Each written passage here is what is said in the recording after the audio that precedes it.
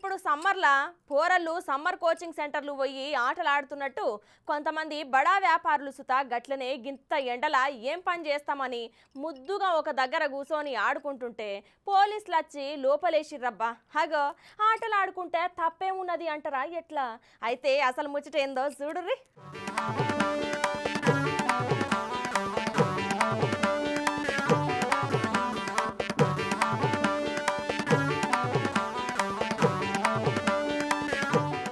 ఇక గీడ పచ్చ చీర కట్టుకొని పద్ధతిగా తలకాయ కిందికి వేసుకొని సాంప్రదాయిని సుబ్బిని శుద్ధ పూసిని అన్నట్టు పద్ధతిగా కూసుంది కదా. ఈమెను లాగి ఆటగాళ్లకు పెబ్బ ఏ మెరుగని ఎల్లిగడ్డ లెక్క చూసుకుంటా పక్కెమడి ఉన్న అందరూ పెద్ద ఆటగాళ్లేనులా. అయితే వీళ్ళందరూ పొద్దున లేచి తయారయ్యి కష్టపడినట్టు కలరింగ్ ఇచ్చుకుంటా ఇంట్లోకేంచి బయటకు వచ్చి చెమటలు తీసి పీకి కట్టలు కట్టేది ఇగో గీడ కనపడుతున్న పేక ముక్కలతో అన్నట్టు.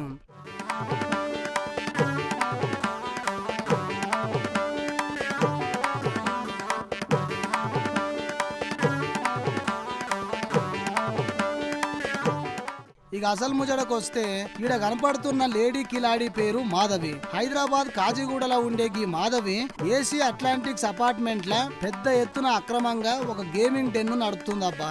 అదేనుల్లా పేకాట క్లబ్ అన్నట్టు.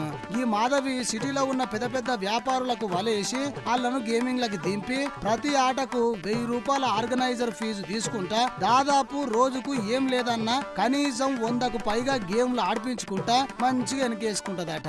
అయితే వాళ్ళకు మంచిగా టైంకి ఇంత మందు పోసుకుంటా అందిన కాడికి దోసుకునుడు పనిగా పెట్టుకొని den నడుపుతుందట Nulla.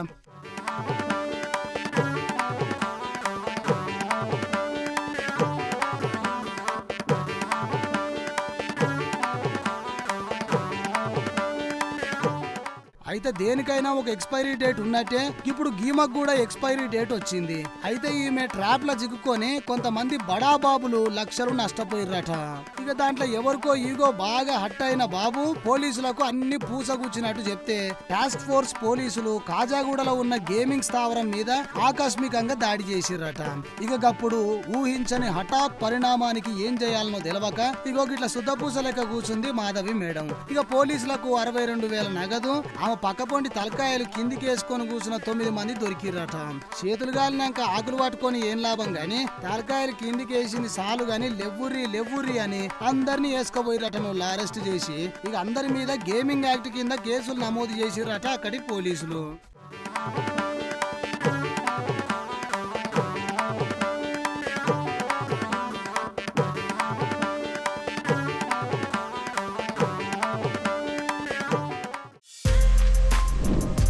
For more videos like this, subscribe Big TV channel.